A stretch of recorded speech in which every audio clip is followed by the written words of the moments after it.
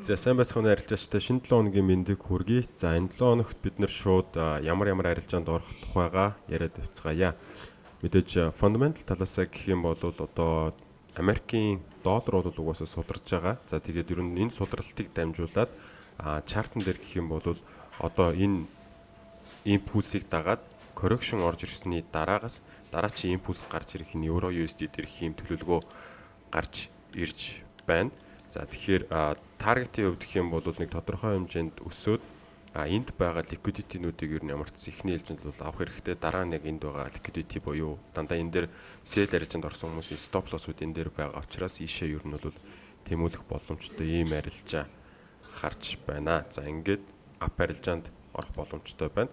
За pound USD-ийн хувьд гэх юм бол бас муу адилхан нэг тодорхой хэмжээний нэг импульс явцсан correction яваад дараачийн импульс орж ирлээ. Дахиад uptrend нь бол үргэлжлэнэ гэж харж байна. Энэ импульсийг A, B, C гэд засварлаад дууссан импульс correction импульс гэдэг дараачийн хөдөлгөөн орж ирэн таргет 1.36 орчим руу бол эхний ээлжинд бол харах хэрэгтэй байгаа. За pound USD юм байна. За австрал доллар USD-ийн хувьд гэх юм бол дахиад жоохон унаад ороод ирэх юм бол ер нь арилжаанд бас орох нөхцөлтэйгээр одоо төлөвлөж исэн болвол за дахиад өсөөд өвчлээ. За тэгэхээр энэ өсөлтийг бас ингээд дагуулаад дахиад ингээд correction орж ирэх үед нь 65-500 орчмоос бол бас ингээд арилжаанд орж болохоор ийм нөхцөл байдал харагдаж байна. Тэгэхээр ингээд alert буюу ингээд сэрүүлгээ тавьчих те. За тэгээд мэдээж том цагаараа болвол энэ манд daily-гээр бол ийм uptrend байгаа. Тэгээд uptrend-ийн бол үргэлжлэл явсаар 66-400 орчим руу бол арилжаа бол үргэлжлэх боломжтой гэж харж байна. За мөн NZD-ийн хувьд гэх юм бол за магадгүй юу байгаа хараахан яг сүүлийн доо хөвдрээгүй байгаа учраас ахаад арилжаа бол нэг ийм уналт руу бас нэг орж ирж бас болно гэж бол харж байгаа. За тэгээд мэдээж уналт орсныхаа дараа correction орж ирэх юм бол дараа чинь дахиад уналт руу бас харж болно гэж харж байна. За тэгэхээр ер нь бол энэ тренд лайн бол бас сэтэрсэн байгаа. За энэ тренд лайн сэтэрсэн бас нөгөө талдаа бас хэрвээ correction ороод ирэх юм бол дахиад нэг buy арилжаанд орох боломжтой гэд энд сэрэлэг буюу alert тавьсан байгаа. Тэгэхээр энэ 7 хоногийн NZD-USD бол ямар ч хэлсэн энэ хавцаанаас бол нэг ийм уналт бол орж ирэх бол боломжтой болж эхэлж харагдаж байгаа. За USD/GPY хувьд гэх юм бол бас их нэлээд айгу хэцүү ийм sideways яваад байна. Нэг шалгацсан, хоёр шалгацсан, гурав шалгацсан одоо ингээд дөрөв дэх шалгалттай.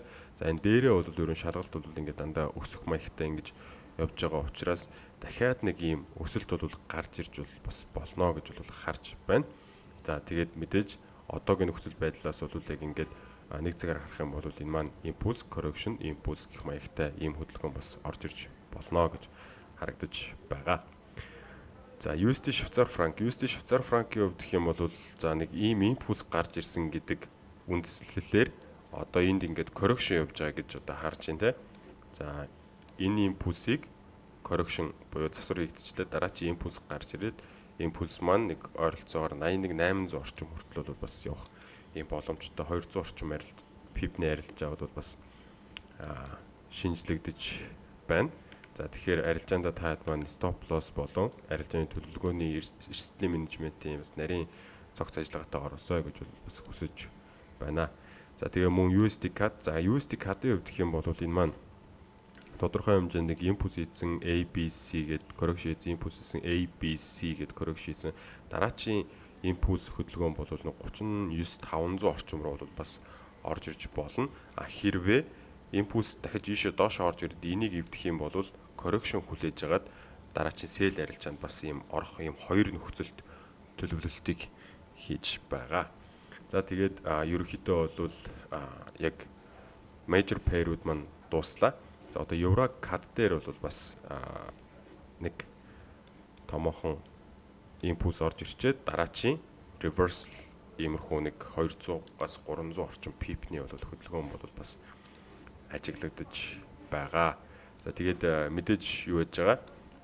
Эдгээр бүх одоо бусад арилжааны пэрүүд дээрх арилжааг одоо мэдхийг хүсвэл хамтран оролцохыг хүсэх юм бол манай Discord группт таад маань нэгдээд ороод ирээрэй. Манай арилжаач University-гийн Discord дээр бид нар хамтарч арилжаа хийж байгаа. За За тэгээд мэдээлэл болон ашигын сүгүүд, төгсөг гэдэг таваарууд, за бас евро, USD, pound, AUD, CAD гэд бүх энэ хослуудын бидний ихэнх дуртай арилжаа гэдэг хослууд те мөн тэрнээр swing арилжаа, крипто, индекс гэх бүх арилжаануудын санаанууд бол энэ дээр явагддаг байгаа. Тэгээд яг бодит арилжааны практисыг бас хамтдаа хийж бид нараас арилжаандаа ханддаг байгаа. За тэгэхээр бид нэр 7 хоног болгон нэгд өдөр бас ингэж VIP уулзалтыг хийдэг. За тэгээд дараагийнхаа уулзалтуудаар та бүхэнтэй уулзахыг хүсэж байна. За та бүхний арилжаанд амжилт хүсье.